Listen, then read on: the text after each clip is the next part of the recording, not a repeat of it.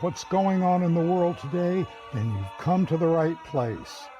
Welcome to Southern Sense Talk Radio with your host, Annie, the Radio Chick-A-Dee, and featuring Curtis C.S. Bennett and the most interesting guests that you'll find anywhere on Internet radio.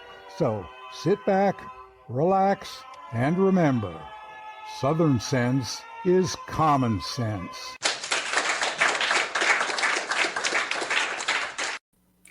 All right, and welcome. Oh, I don't even have a light on.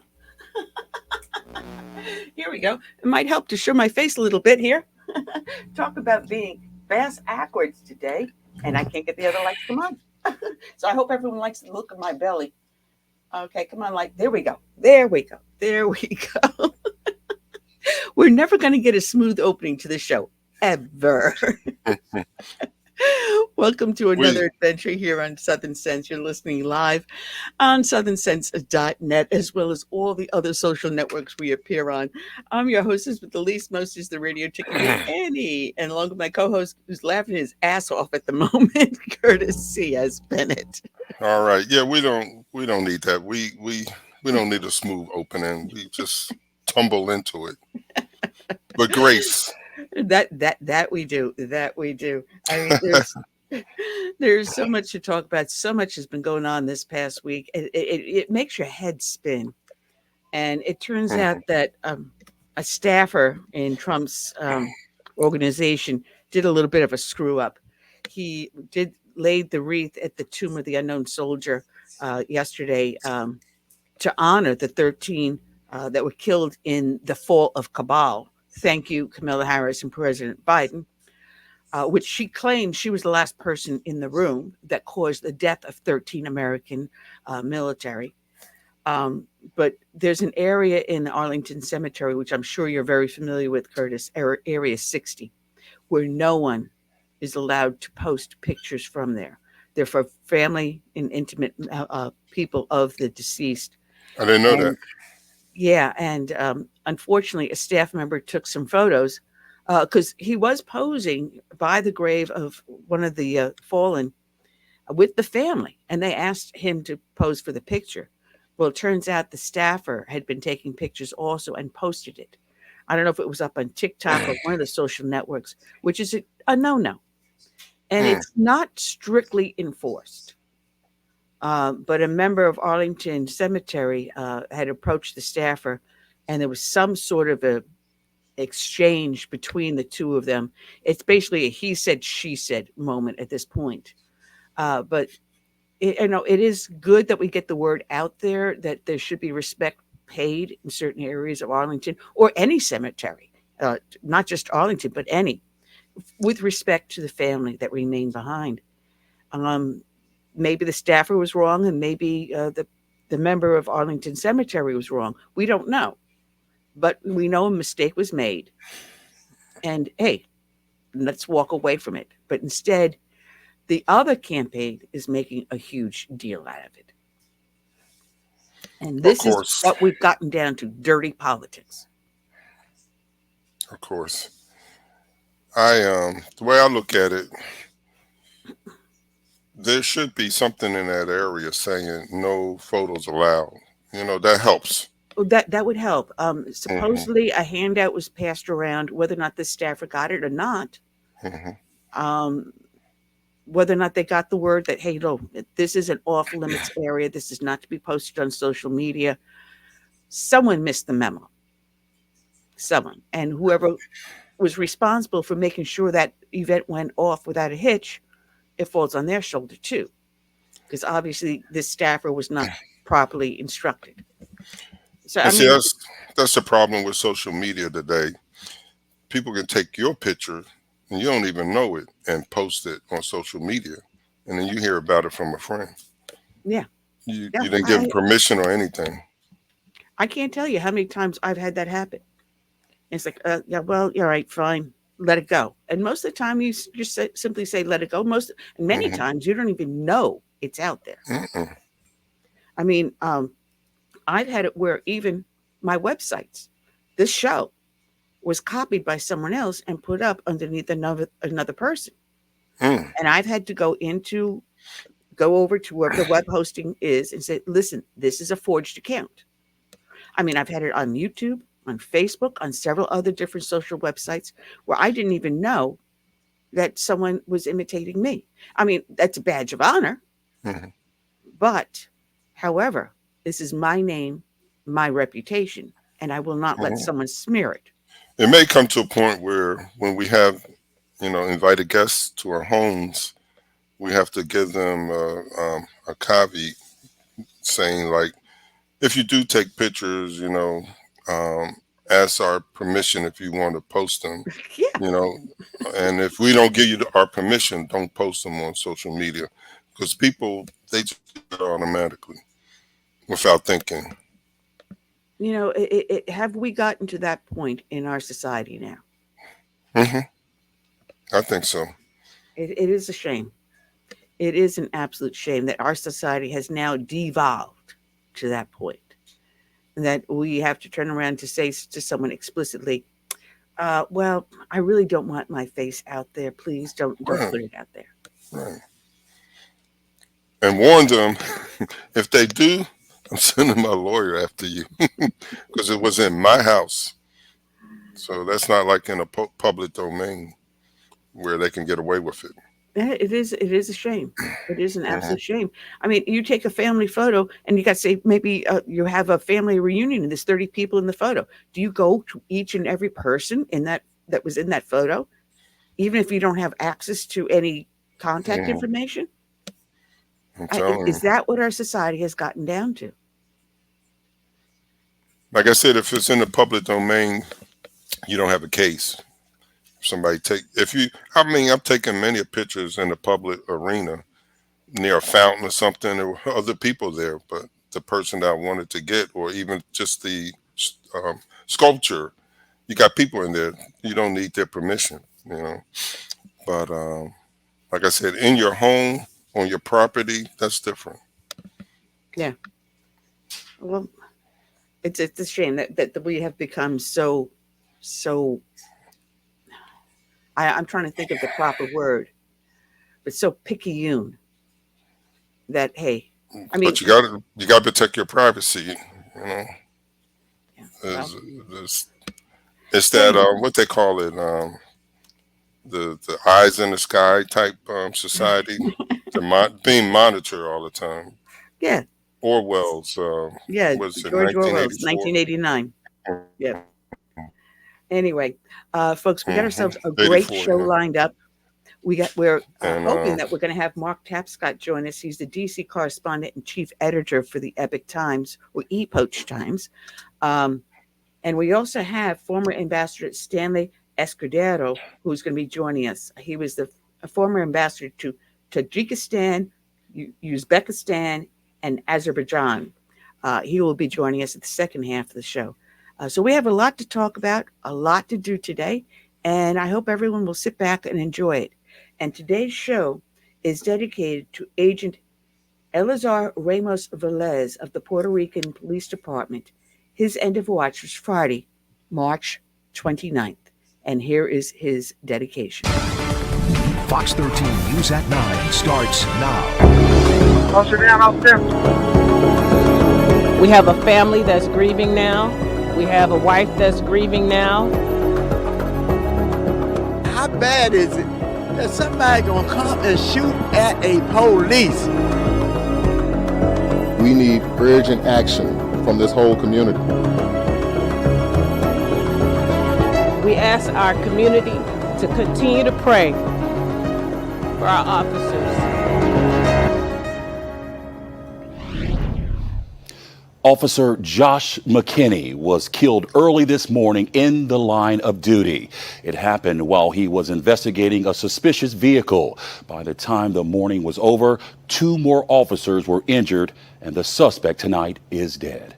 Thanks for joining us as we continue to follow what's been our top story all day. I'm Daniel Wilkerson. Daryl Green and Darcy Thomas have the night off. Tonight, the community is paying respects to that fallen officer. The Memphis Police Department has identified him as Joseph McKinney. Fox 13's Jack Bilyeu is live at MPD's Rain Station tonight, where Officer McKinney's car has been turned into a memorial. Jack, he left behind a wife, a young daughter. Good evening to you. Yeah, good evening, Daniel. The Memphis Police Association says Officer McKinney was only 26 years old. He'd been with the department about 4 years, first out of the Mount Moriah station, but most of that tenure here at the Rain station. Everybody loved the guy. He's really well liked. The flags are at half-mast at MPD's Rain station.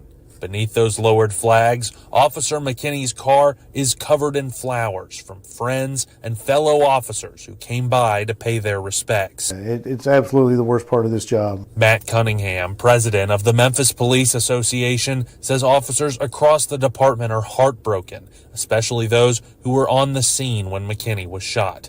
Video taken at Regional 1 shows officers learn McKinney had died, then embrace each other, mourning their fallen friend and coworker. It's going to be a lot of trouble for the officers at the Rain station where they worked.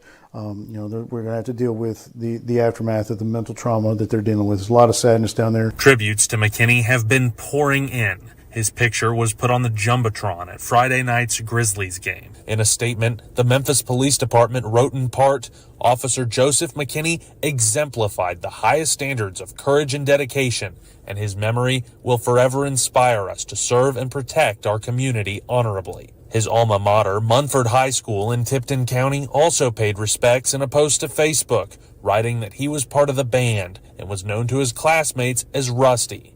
He graduated in 2016, and less than 10 years out of high school, his life was cut short. He was just starting out in life, just starting out in his career, which is, we're so short on manpower. He's exactly the officer that we need here. Someone that comes here at a young age and ready to start a career and, spend 2 decades to help clean this city up. Well, MPD is encouraging people to put flowers or notes on Officer McKinney's squad car as a tribute. The Police Association is also running a fundraiser for his family. You can find that link on our website, fox13memphis.com. Now, we'll be live out here again coming up at 10, where a prayer vigil is expected to take place. Daniel? Jack, a sad day for the Mid-South and also for the community of law enforcement officers. Jack Bilyeu starting our live coverage off at 9. Jack, thanks. Officer Joseph McKinney was a shining example of courage, integrity, and selflessness. He put his life on the line. We're glad you joined us tonight at 5. I'm Rudy Williams. Well, today, family, friends, and Memphis police gathered for the funeral of Memphis police officer Joseph McKinney at Hope Church. Now, McKinney was shot and killed in the line of duty on April 12th while responding to a suspicious vehicle call. The district attorney's office says McKinney likely accidentally died from gunfire from a fellow officer during a resulting shootout. Our Jay Shakur with moving moments from the service today, this afternoon. Jay, what stood out to you? Rudy, a mixture of Officer McKinney's officers, co-workers remembered the 26-year-old for his dedication, a man always serving his community with a smile on his face. Officer McKinney worked at MPD for 4 years, serving out of the Rains Police Precinct. The department and the city of Memphis honored McKinney's sacrifice in several resolutions. Speakers also remembered fondly his time on the force, his love for laughter, and his ability and willingness to step in and help those he served with. McKinney leaves a loving family, including a fiance and a young child. He wasn't just a good police officer. McKinney was a good partner. And when you're a good partner, that means you are dependable. That means that when I'm in trouble, you're going to show up. When I call for help, I know you coming. He had a kind soul. He would always be there for anyone that needed it. He would give you the shirt off his back and the shoes off his feet. Also today, flags at the Tennessee State Capitol are flying at half staff in remembrance of Officer McKinney. Rudy? All right, Jay, thanks a lot. Well, before and after the services for McKinney, people from across the Mid-South paid their respects to McKinney's legacy in law enforcement. Our Leah Williams continues our team coverage tonight in East Memphis, right outside of Memorial Park Cemetery, where Officer McKinney was laid to rest just a short while ago. And Leah, many people didn't know Officer McKinney at all, but just wanted to show their support today. That's correct, Rudy. Some people that we talked to said they didn't know him personally, but they wanted to offer condolences and pay tribute to the fallen officer. Now, hundreds of people showed up to Hope Church and here to Memorial Park to say their final goodbyes. Friends, family members, law enforcement, and community members all came out to honor the life of Officer Joseph McKinney, some even wearing blue in support of the fallen officer. The blue represents solidarity, both with the family, with MPD, with each other. It was my way of showing that I support all of our officers. His service was at Hope Church Monday afternoon, followed by his final ride and burial at Memorial Park on Poplar. Leslie Taylor with Memphis Crime Beat says she's saddened and heartbroken by Officer McKinney's death on the line of duty. The officers told us about seeing their fellow officer on the ground mortally wounded, and how can you have a response to that? It's so awful. That's why many people who didn't know the officer personally still wanted to show up here to say thank you. This shouldn't happen. They're out there to help us. While these Memphians say the officer's life was taken too soon, they also hope McKinney's death will be a driving force for change. We support them. We want to make sure something changes with public safety.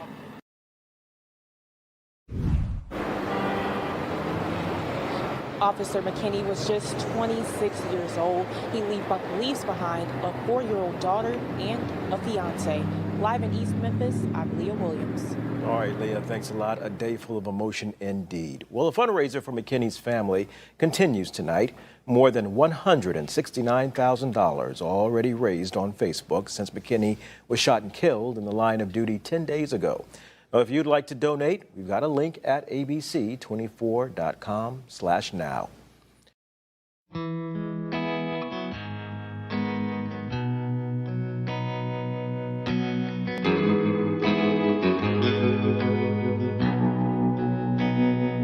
Let it be said, when we finish this race, we kept them free. We led with grace, let it be seen, from sea to shining sea, beautiful America, living our legacy. Oh, father, mother, sister, brother, oh, we gotta learn to love each other. Oh, for the soul of the nation, for the next generation. Let us be known as people of honor, humble and bold, faithful through fire. Let us hold firm to our convictions with wide open hearts, eager to listen. Oh, Father, Mother,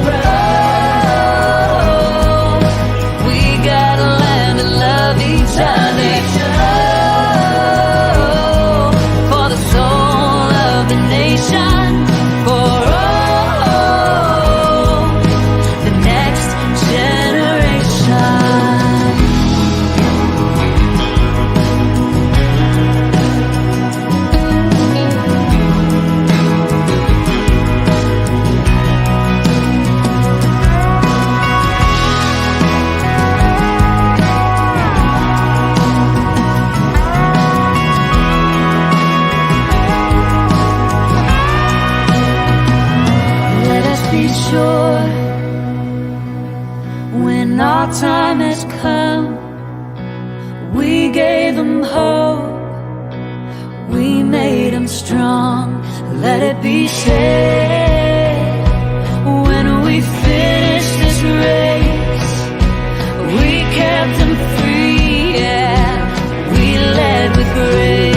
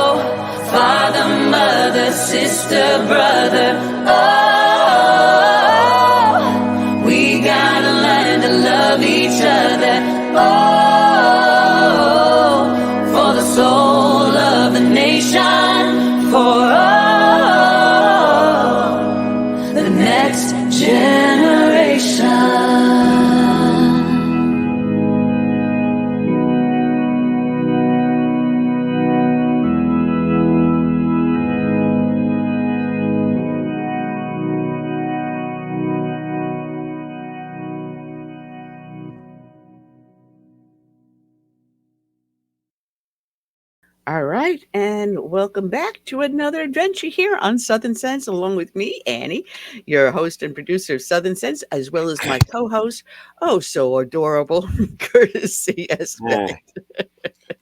And Caroline's in the background going, what's she saying about my husband? Yeah, that's a very moving tribute. In light of the fact that we lost an officer last night, I believe, in Texas, and 2 are recovering. Ah, I did not hear about that. Oh, yeah. Oh. 1 got killed. All right. 3 got shot. For those that listen to the show, that a lot of our dedication comes from the Officer Down Memorial page. And I do give them a shout out for the hard work they do to give the dedication and the time they do to honor and remember every single fallen member of the law enforcement community. It's Officer Down Memorial page, odmp.org. You can always check that out there.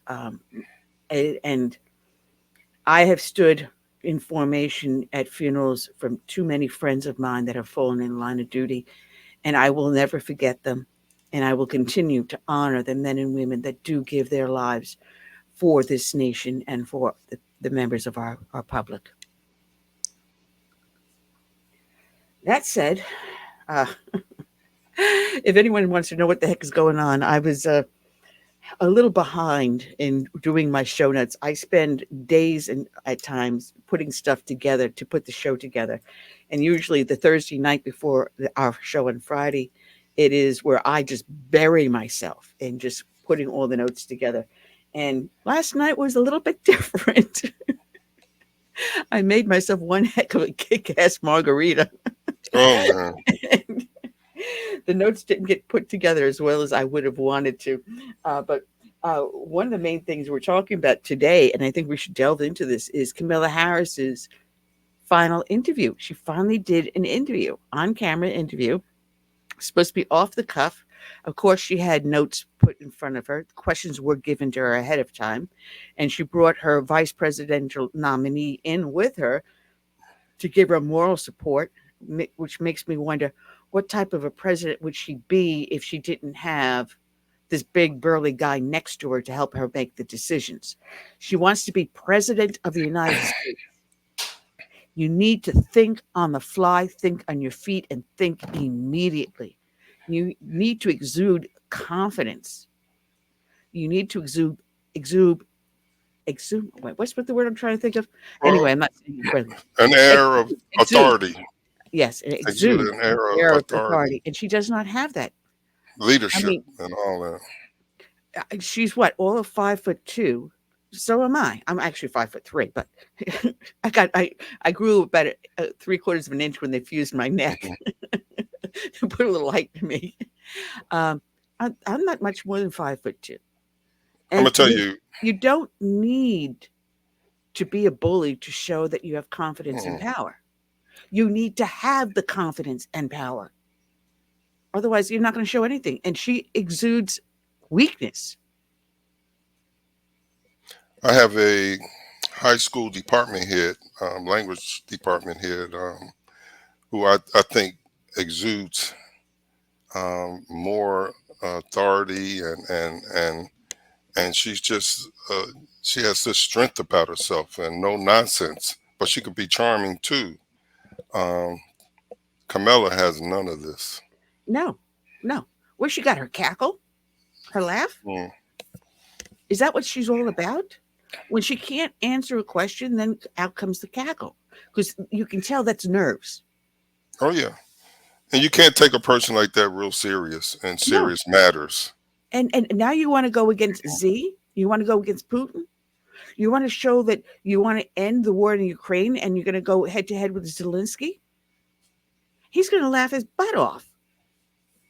I mean, how do you show power when Cuba is welcoming the Chinese and Russian into Guantanamo Bay? We have a base there, and there is a Russian warship and a Chinese submarine sitting in the bay in Cuba, in Havana. And you want to show power, and you allow this just 90 miles off our coast?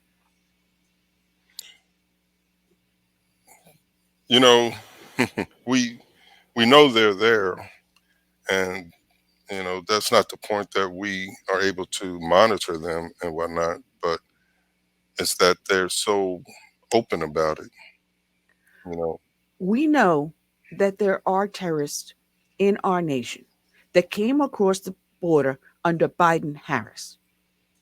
It's their watch. They let them in. They're saying 20 million illegal aliens now exist within our nation. We're a nation of what, 300 million? Mm-hmm. And you got approximately 10% are illegal aliens, and of which we know those that are on the terror watch list are inside our nation.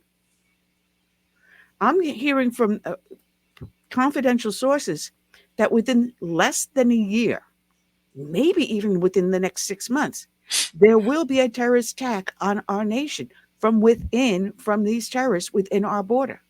We have Chinese of military age that have come across the border illegally. We have those of Middle Eastern descent that have ties to Hezbollah, Hamas, and all the other ISIS, whatever you want to call it, the flavor of the month is that they have out there. We know that they're here. We have narco terrorists from Venezuela, Colombia. They're in our cities, breaking into apartments, taking over entire apartment buildings. Oh, you saw that? I mean, is any of us safe within our own homes at this point in time? We have to ask ourselves. You know, it's funny, for those that have not followed the show, I am a newlywed, husband number 3. No, first one I divorced, second one passed away. A man I was with for 30 years. But I got married in December, and when he moved in with me, he has his own firearm. I have mine. And he said to me last night, he goes, you know, do you have the insurance coverage should you end up in a situation where you have to use your weapon? And yes, I do. I do. I have Delta Force Security, which you can get through Concealed Carry Magazine. And I turned around last night and he said, you know what? I'm putting you on the policy. I called him up. Bing, bang, boom. Done. And it's not expensive. I think I'm paying something like $29 a month. And they give you an ID card. You get into a situation, and God forbid you have to defend yourself or someone protect someone else's life. They give you a little business card and say, listen, you dial 911 first, then call us. And we'll be there. I wonder if that would have worked for that couple that tried to defend their house and were, in trouble with the law because of the mob that came through the community. I wonder Yes, if that would have helped them. absolutely. Absolutely. It may not be cleared up overnight. You may end up having to go to court, but they will be there every step of the way with you. Matter of fact, I should turn around and contact and say, listen, I'm doing you a free commercial. But you don't have to use Delta Defense. There's a lot of others out there. There's one on TV. So that's what prompted him to ask me. There was a commercial on TV, concealed something or other.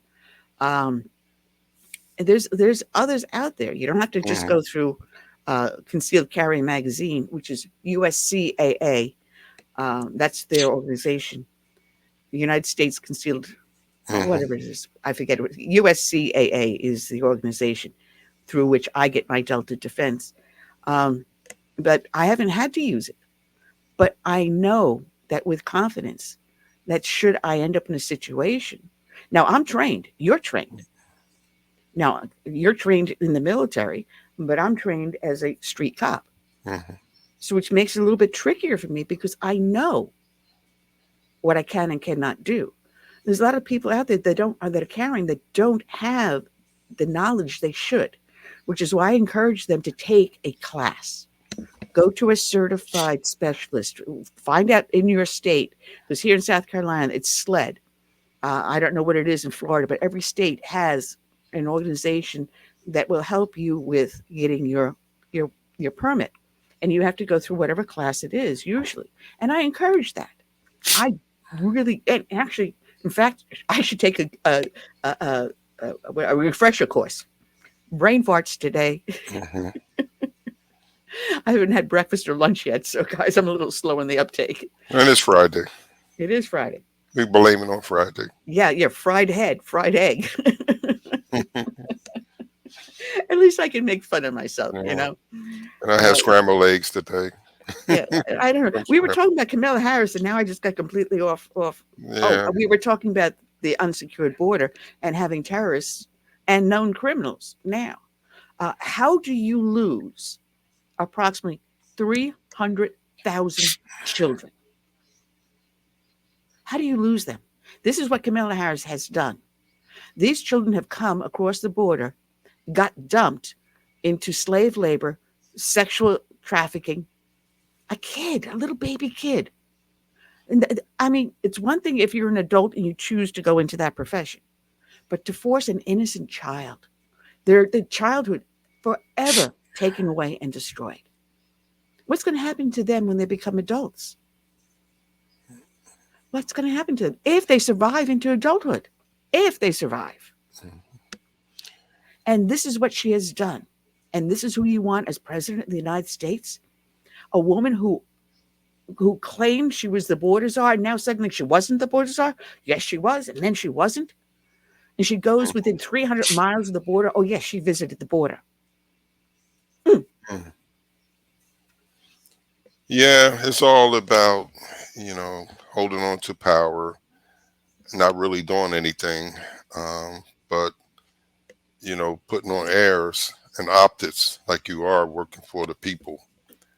Yeah. While all the time their agenda is undermining our freedoms and our rights and our defenses. Well, I want to give out a shout out because there was a gentleman I saw in the grocery store, Harris Teeter, yesterday.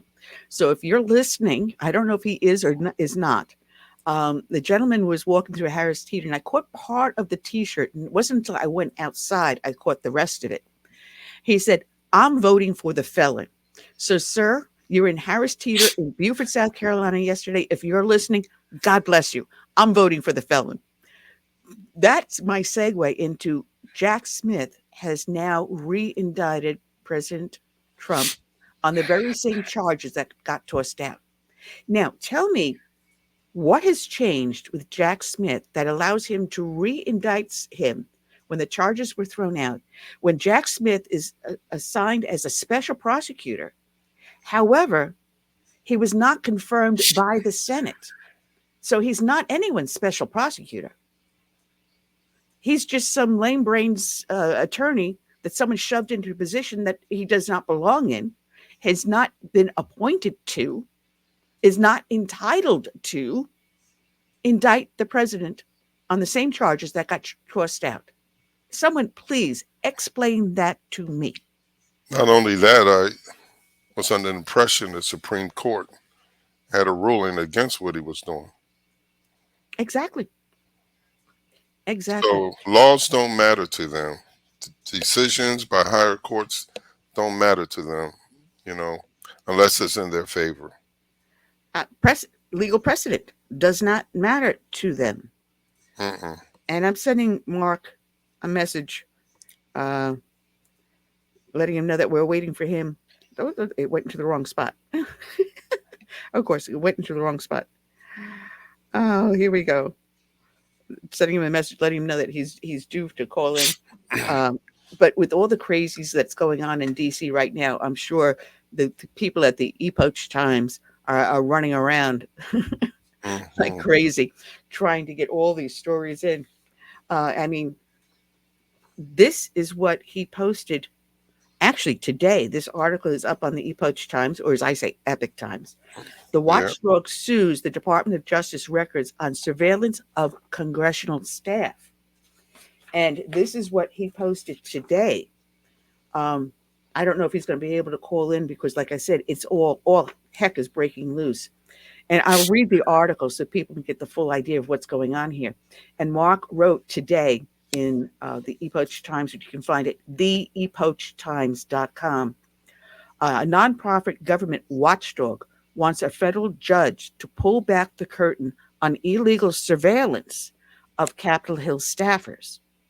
A nonprofit group filed a suit on Tuesday, 3 days ago, in federal court seeking to force the Department of Justice, the sweet old DOJ under President Obama, I'm sorry, Biden, Freudian slip, not, to make public documents about the government's surveillance of a bipartisan group of congressional staff investigators. The group previously submitted 5 Freedom of Information Acts, FOIAs as we know it, requests for the DOJ records concerning the surveillance that began in 2016. Gee, who took office in 2016? Gee, that wasn't Obama.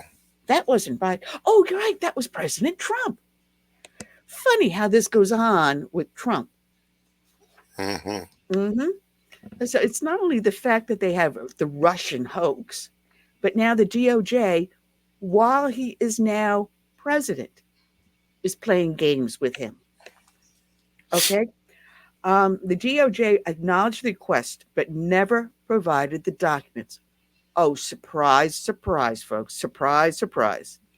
A spokesman for the DOJ did not respond to a request for comment. Gee, why am I so surprised about this? Surveillance was accomplished via government demands on Google and other internet service providers. Gee, didn't Zuckerberg just come forward admitting to the fact that the DOJ and other government agencies were forcing Facebook, Meta, whatever you want to call it, and X and YouTube to censure us? Oh, yeah, right. And that's, let's see. I have 3 YouTube accounts canceled, and I think 2 or 3 Facebook accounts canceled. Because God forbid, I mentioned COVID. I talked about the vaccines.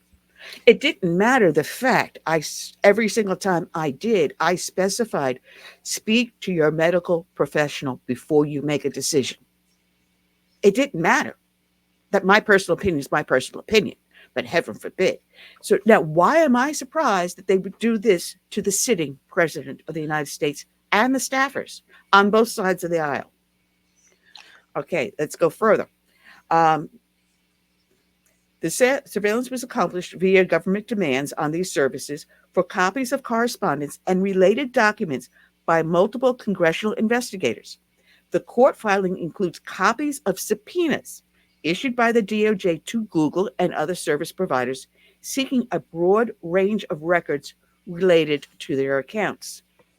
The Empower Oversight Group, which filed the lawsuit, is a nonprofit foundation formed and now led by two veteran congressional investigators, Tristan Levitt and Jason Foster.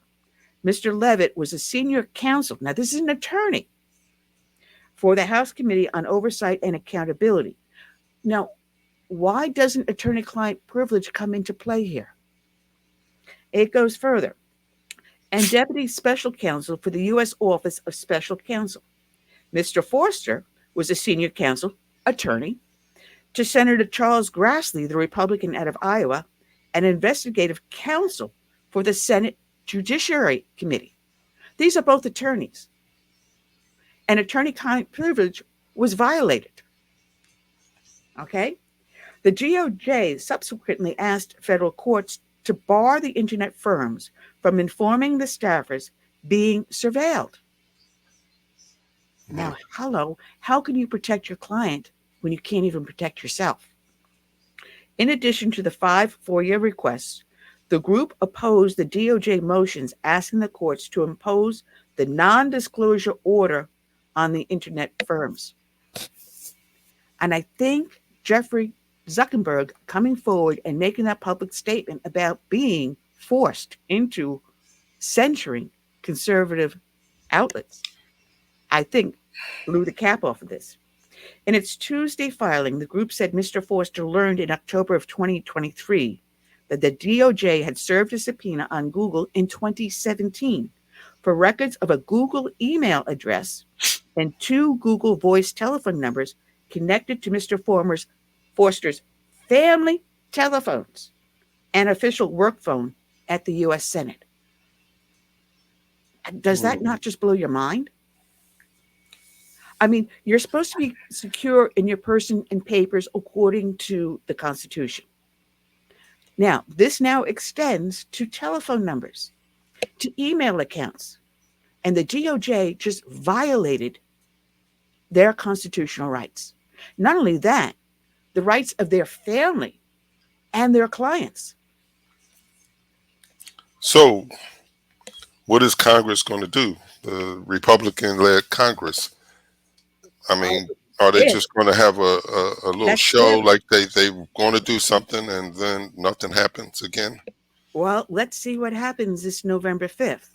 Now, it goes on further. At the time, in 2017, Mr. Foster was chief investigative counsel to the U.S. Senate Judiciary Committee, and he was responsible for directing congressional oversight investigations into waste, fraud, abuse, and misconduct at DOJ. So the very investigative arm investigating the DOJ instead turned and used their tactics as weapons against this group. It further goes on, he subsequently learned that other congressional staffers from both sides of the aisle were included in the surveillance being conducted by the DOJ, according to the group.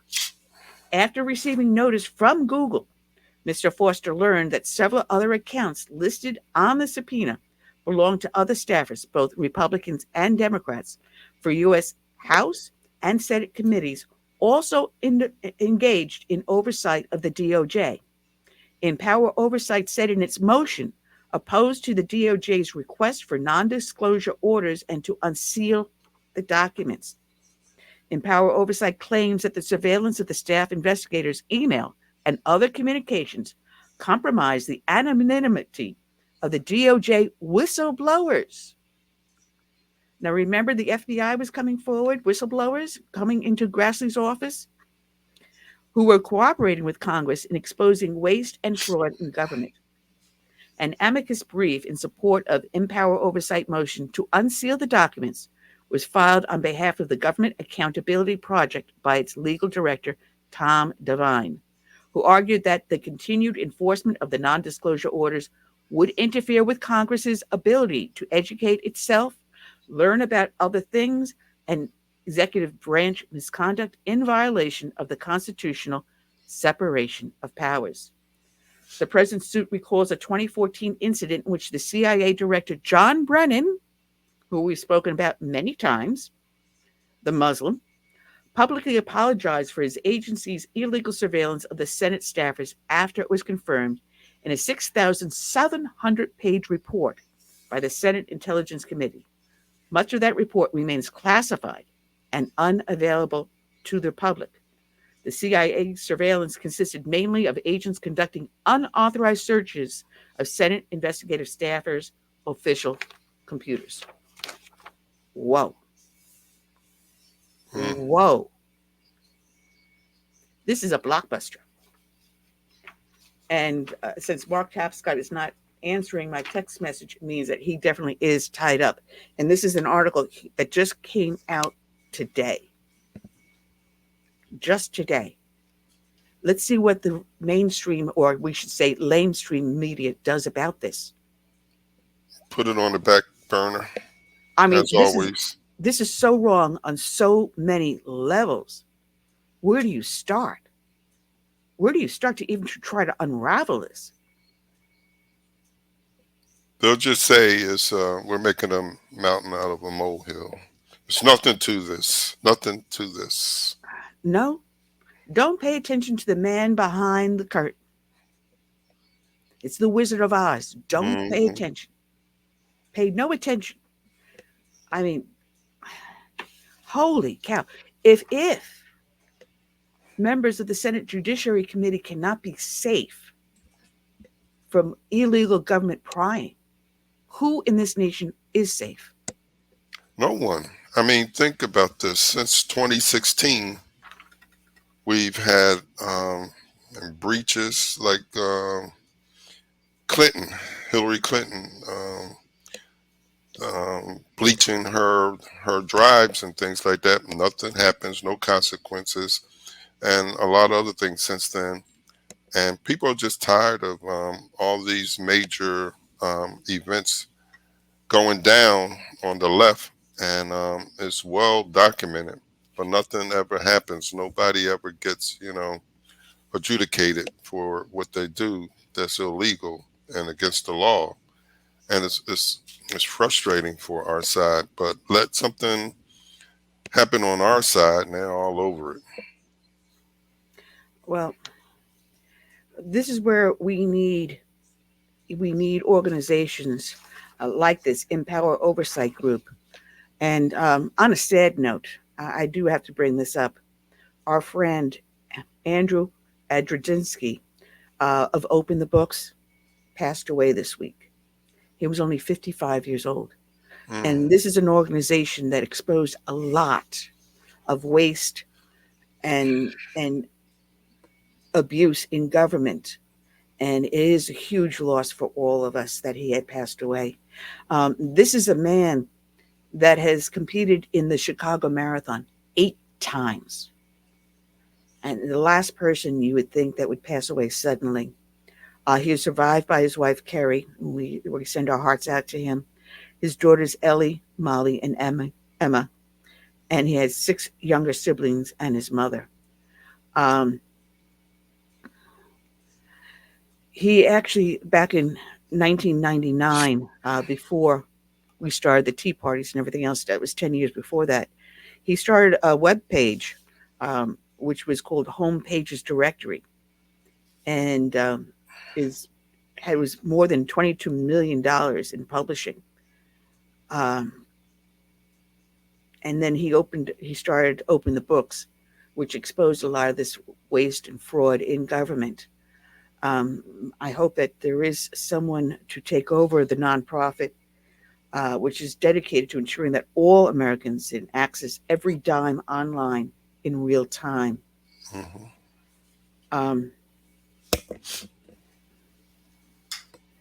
So again, our thoughts and prayers go out to his family. And I hope that someone is able to pick up the baton and carry it on. But going back to this Empower Oversight Group, I mean, we see what's going on with Donald Trump with the refiling of these charges by Jack Smith, a man who's labeled as a special prosecutor when he was never confirmed by the Senate. He has no authority, absolutely zero authority.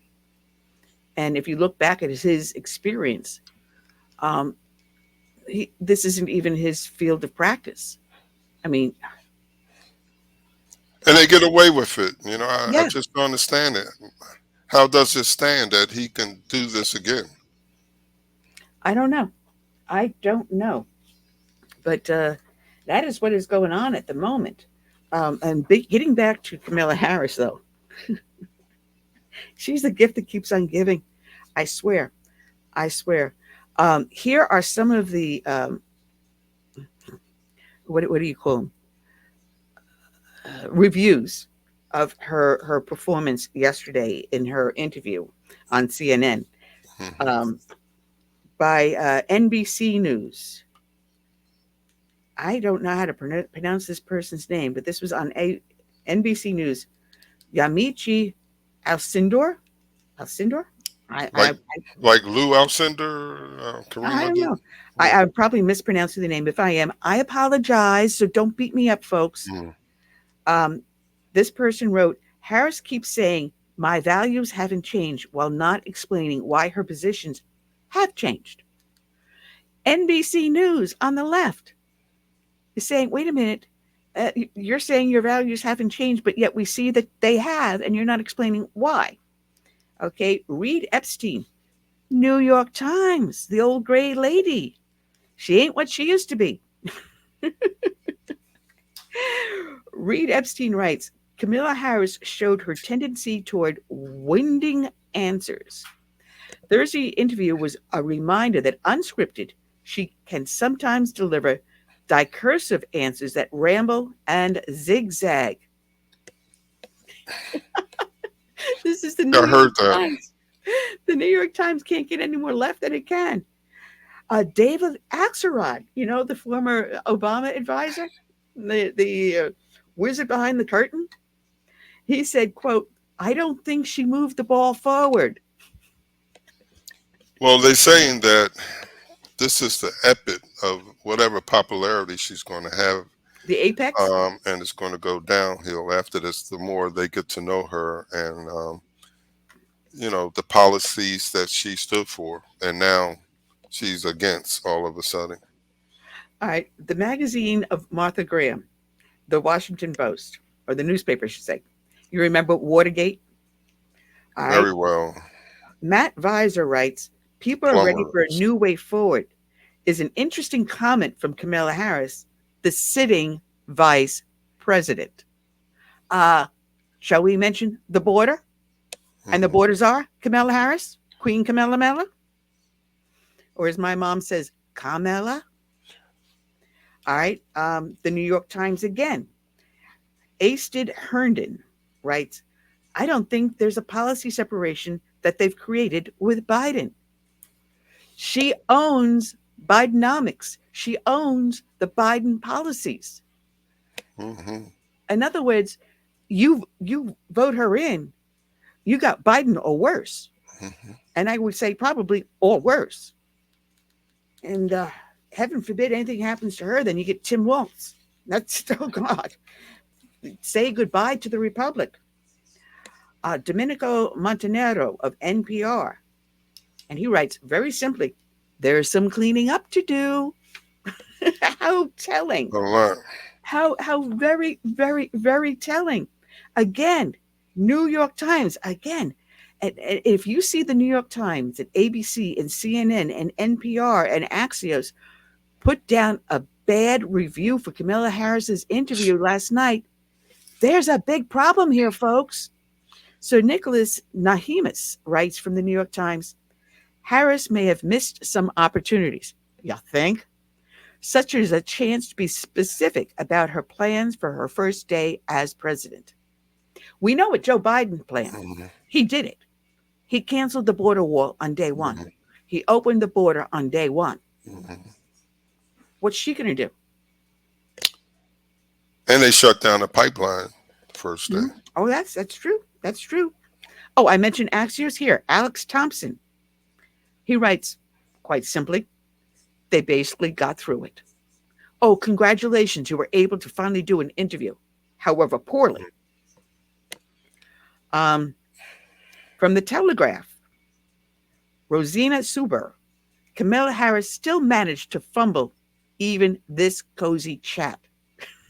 I mean, you can't make this stuff up, folks. This is coming from the left. You can't make it up. So is she still going to debate Trump more than once, or we still stuck on one? She can't even confirm the one on September 10th. Oh, it's not because confirmed? the very rules that she put out there, she wanted the same thing as Joe Biden. So they give her the same thing as Joe Biden.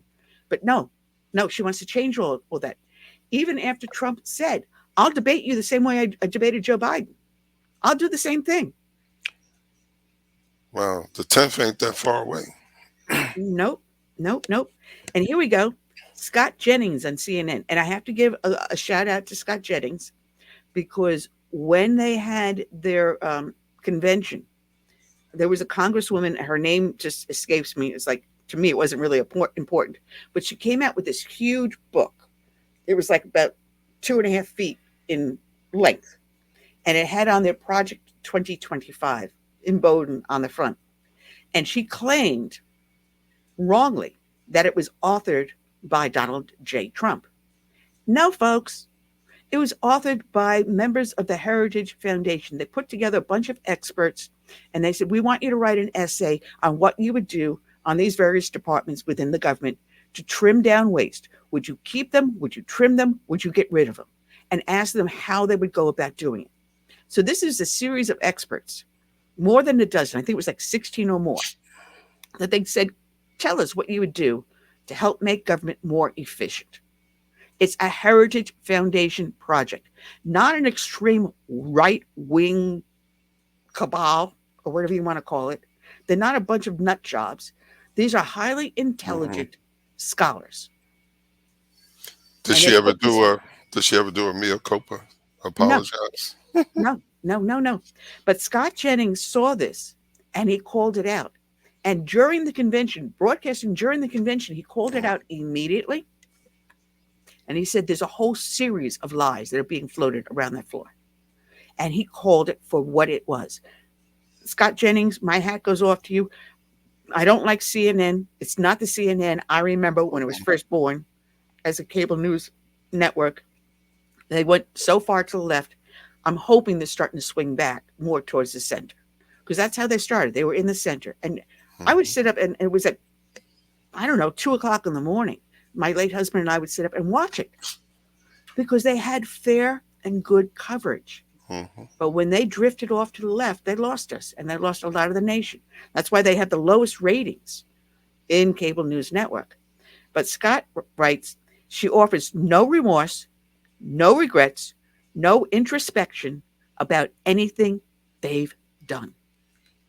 Boom. He nailed it. It's about time somebody did. Well, Scott Jennings, when you're on CNN, I'm turning it on. Keep it up. Keep it up. Keep up the honesty. You know who I miss? I miss Lou Dobbs. He was on that case. Good. Now, I've done Frank Lutz's polls a couple of times. I haven't done one in a couple of years, but I've done a few of them with him. I think because I'm so damn outspoken. I'm such a big mouth. Last one I did was over New York Times. And Frank Luntz writes, and I do believe he does lean left, even though he does go on all the news networks. I do believe he does tend to lean left. He writes, Kamala Harris was asked a specific question about what she would do on day one if elected as POTUS. Her answer was so vague that it was essentially worthless. Wow. It was vague. I mean, if anyone that is watching here, if you're up on Facebook or YouTube or LinkedIn, if you're on any of these that you're watching this, even X, if you post on there your comments, we will see it. So please give us your thoughts as I'm reading these quotes out. And it looks like we've got the ambassador. So that cuts that short. I was having fun beating up on Kamala Harris. Please, Kamala Mella. Or as my mom says in Italian, Camella. which translates in Spanish very much similar. So let's bring on our friend, let me get my little cursor over here, to the show, former Ambassador Stan Escudero. Good afternoon, Stan. How are you today? Oh, not bad, all things considered. How are you? I am having fun, poking fun at Queen Camilla Mella, or as my mom says, Camilla. Well, I spent a long time in the Middle East, so I sometimes refer to her as Camilla, but never mind. Oh, no. We're not going there. Great to have you, Ambassador. Good to see you again, sis. Yeah, this is a better format than we've had in the past. Now we get to see each other, and as we're talking, we have a better exchange.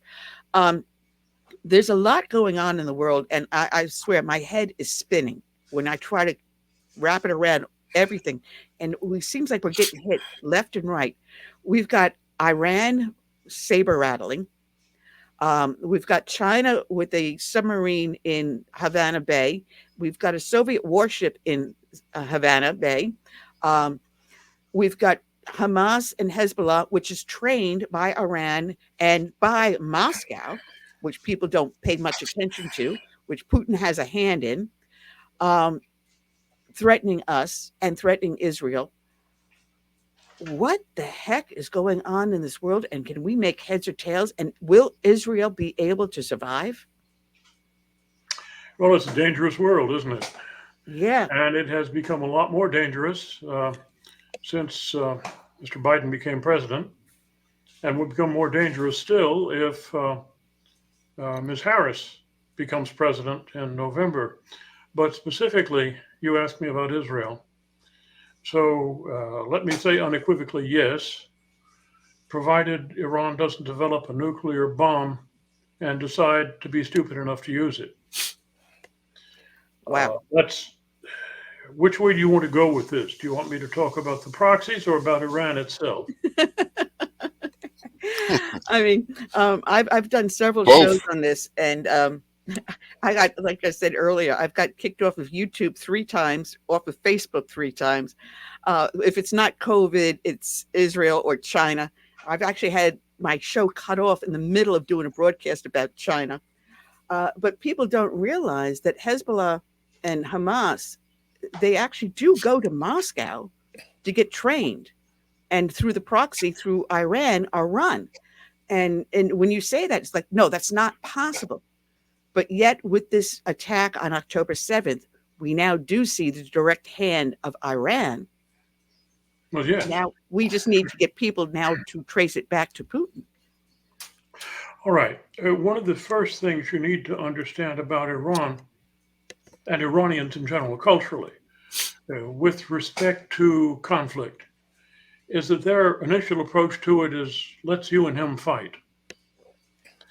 They really do like to avoid conflict themselves. There are many aspects of their culture which are arranged and have historically been arranged to avoid direct face-to-face, person-to-person confrontation. They have others do their fighting for them. And that's what they're doing with respect to Israel, and have been doing with respect to Israel ever since they came to power in 1979.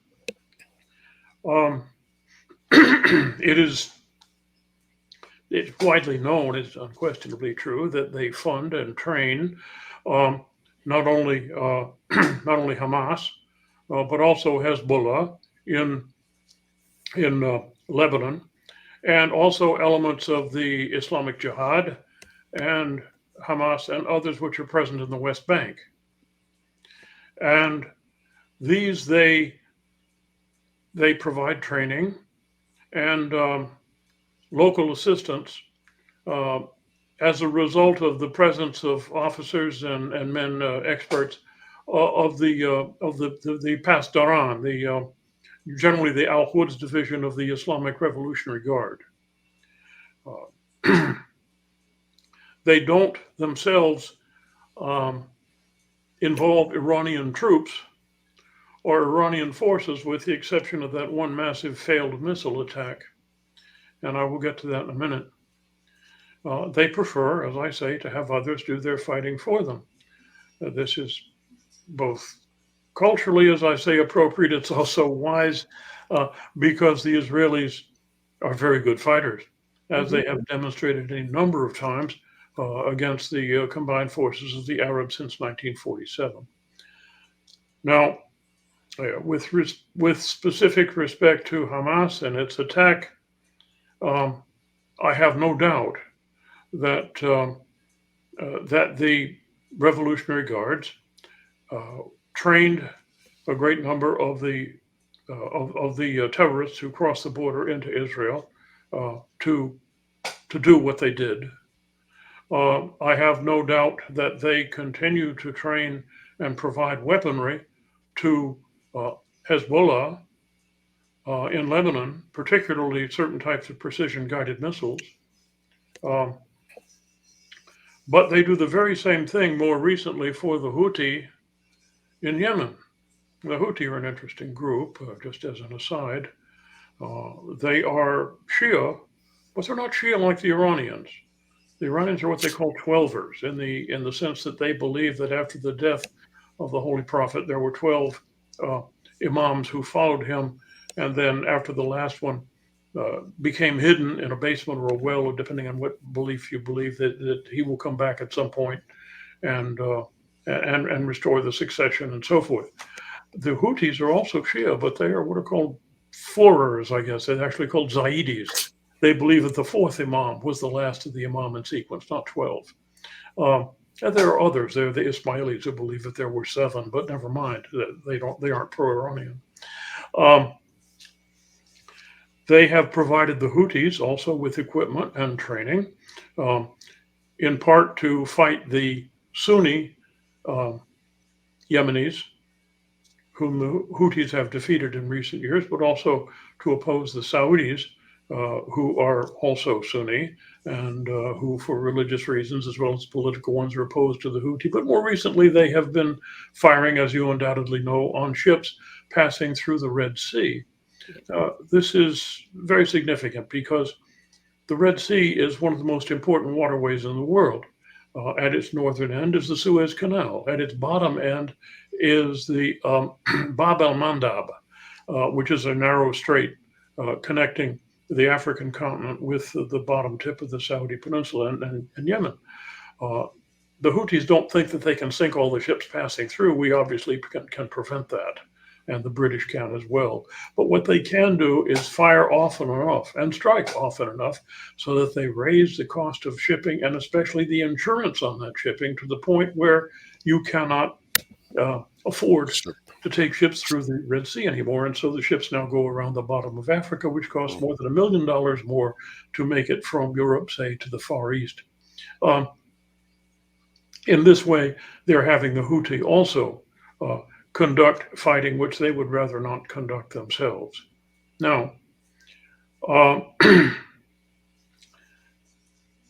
the Iranians, however, have put themselves in a bit of a box by encouraging the Houthis and training them and assisting them in their October 7 outrage. They made possible the Israeli destruction of Hamas, which is still taking place, and which I believe should take place completely, to the point where all of Hamas is destroyed. Eradicated. Yes, and then then the Israelis can determine what the future of Gaza should be. They appear to be following one of my favorite mantras, which is that no person was ever killed or property destroyed by a dead terrorist. And so you do the needful to make that the situation. With respect to Hezbollah, Hezbollah is a greater threat because Hamas was using a lot of homemade rockets and artillery and that sort of thing, which are not particularly accurate and not terribly destructive. Hezbollah, on the other hand, which is a Shia guerrilla group which basically controls southern Lebanon, is far better armed with artillery, with precision-guided rockets, with much larger numbers of guerrilla fighters.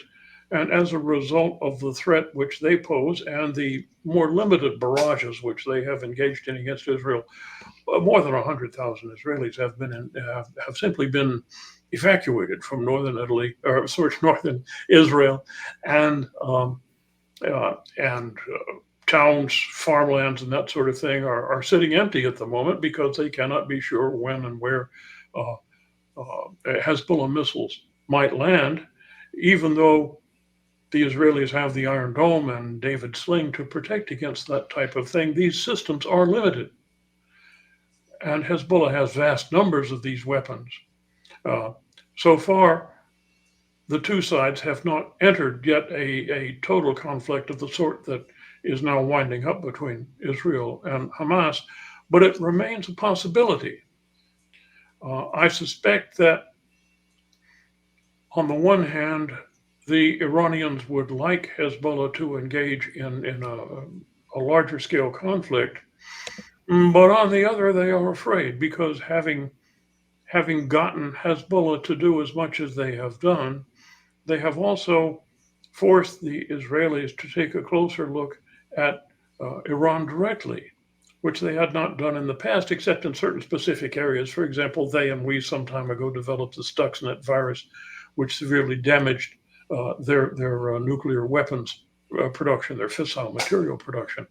And the Israelis have from time to time assassinated nuclear scientists and other individuals inside Iran who were engaged in the production of a nuclear bomb, because the Israelis are concerned, obviously, being a very small country, that should Iran ever actually develop a nuclear weapon, they would make use of it against Israel, not directly, but by miniaturizing it or otherwise making it available in the short term to someone other than Iran, so that they could claim, at least when the mushroom cloud went up, that it wasn't them. Evil, of course, but they would attempt plausible deniability. Now,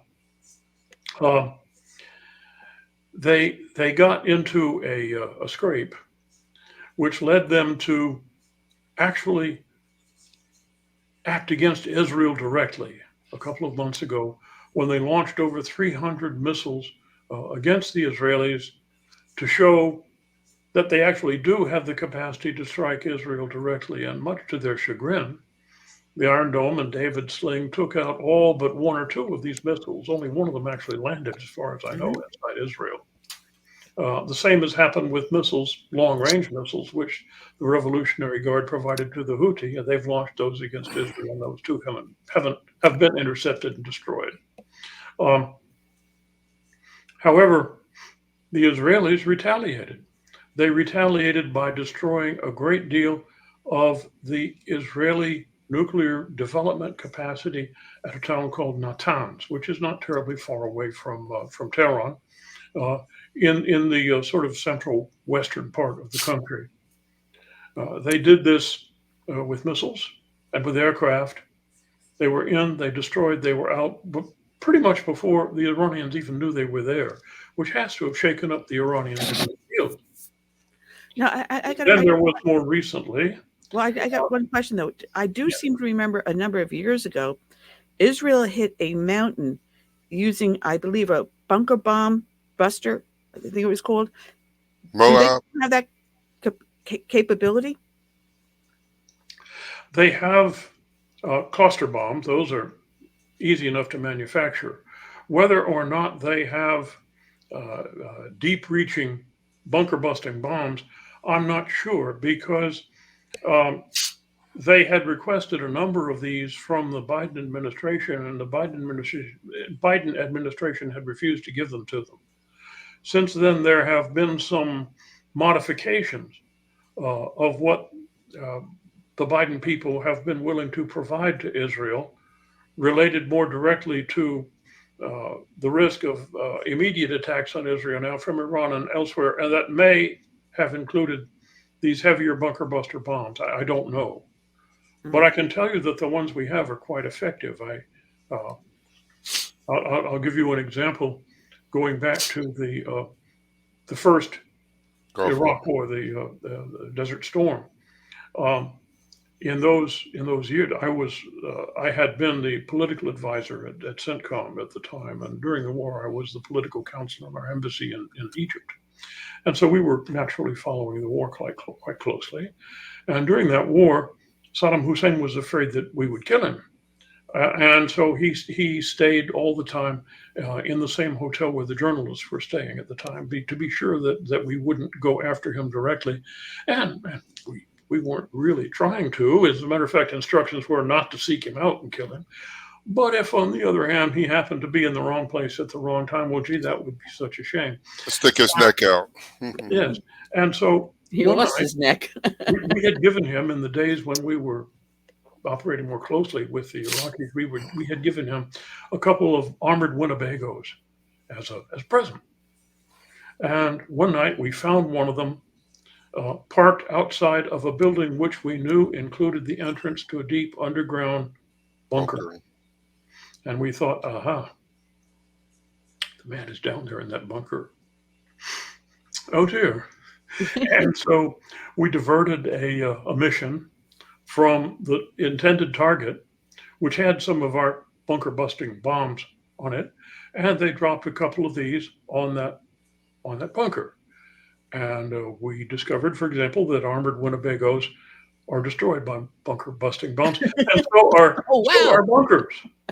However, what we found out later was that we had killed 2 of his generals and 4 hardworking ladies of the evening. Apparently, he had loaned one of his Winnebagos to some of his subordinates, and they were making what they thought was best use of it. So what can I tell you? The bunker busting bombs work.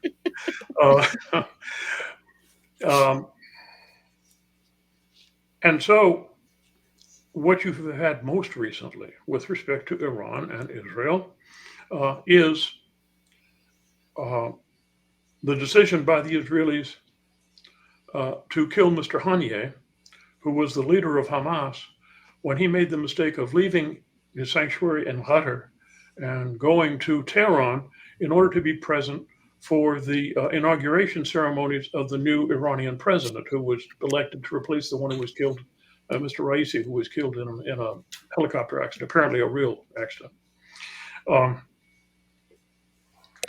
The Israelis, of course, they're quite capable of killing Mr. Hanafi in Qatar, but they don't want to do that because Qatar is helping with negotiations, and Qatar, as a member of the UAE, is part of the Abraham Accords. There are a number of good reasons for Israel not to take direct action inside of Qatar. However, once Mr. Haniyeh left the sanctuary of Qatar and went to Tehran, he was fair game, except he didn't realize that because he figured, hey, I'm in Tehran, it's a long way away. I'm staying in a carefully protected guest house, which the Iranian government maintains for visiting high mucky mucks. And so he stayed there until such time as the Israelis blew up the guest house, depending on whose story you believe, either by a drone-launched missile or a bomb which they had planted there sometime earlier, planning to use it whenever they thought the time was right. But in any case, Mr. Haniyeh was killed. And because it happened in Tehran, in a place which everyone in Iran thought was safe, the Iranians were receiving a message. And it was from the Israelis, gee,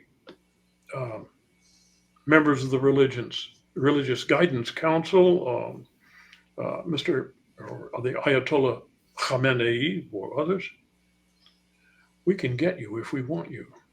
Mm-hmm. You are not safe anywhere you may go. You want to think about this if you're planning on attacking us again. Mm-hmm.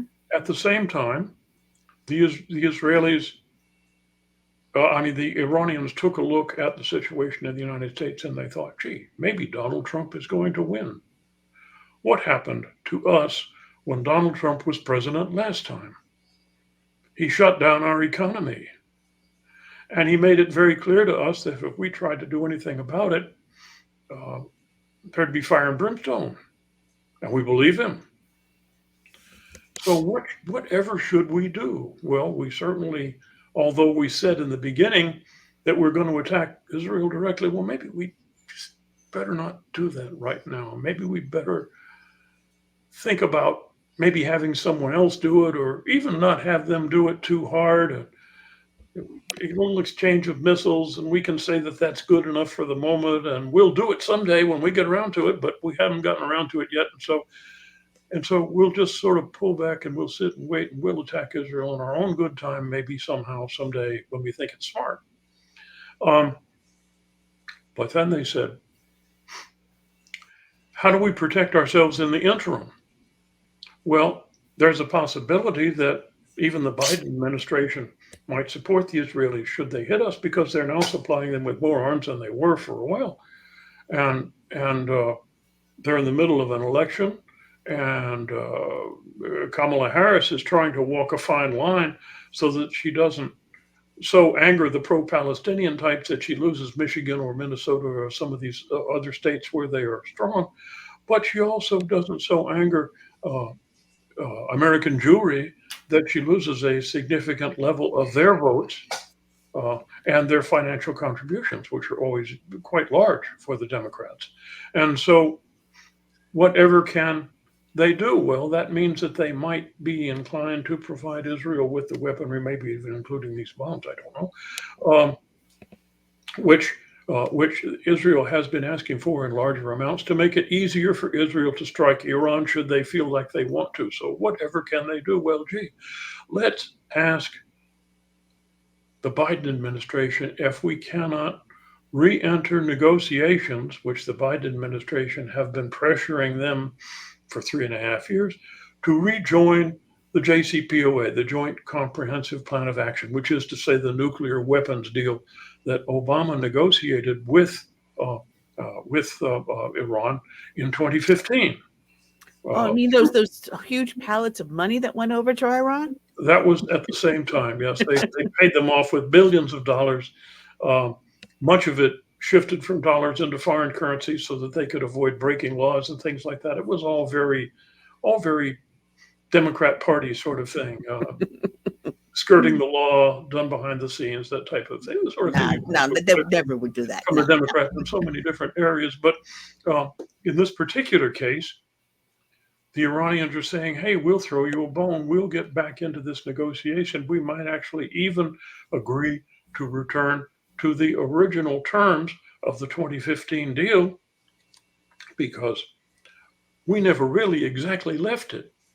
You Americans pulled out under Donald Trump, but we've still maintained contacts with the UN inspectors. And even though we sometimes don't show them what they'd like to see, and we have continued to try to develop fissile material and so forth, we can get back into talks. And wouldn't that be nice? And if we did that, wouldn't you maybe not be as supportive of Israel as you seem to about to become?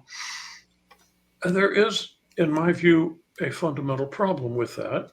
If you look at the terms of the original agreement reached in 2015, it was a 10-year deal.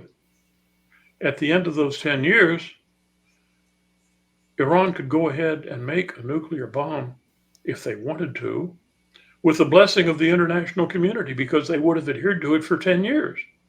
Well, 10 years are up next year. Yep. And so entering back into that agreement right now, unless somehow it could be extended for another considerable period of time and inspections could be installed which were really effective, it would be basically meaningless. But it's a step that it's a hollow step that the Iranians are taking, because they are trying to reduce to some degree the element of threat which they think they face. Finally, however, there is the issue of how far have the Iranians gotten toward making a nuclear bomb in all these years.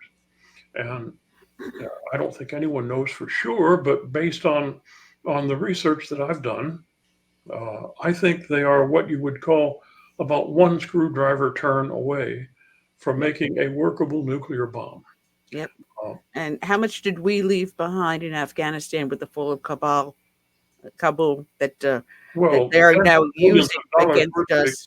Tens of billions of dollars worth of military equipment, of which the Iranians can have whatever they want. But I don't think that's related to the making of a bomb. The truth is that any competent physicist with the right engineering equipment and the right fissile material can make a nuclear bomb these days. The technology has been around since 1945. Mm-hmm. The question is, certainly Iran has many very competent physicists, but do they have all the material? Well, they've been making fissile material since well before 2015, and they have the other wherewithal.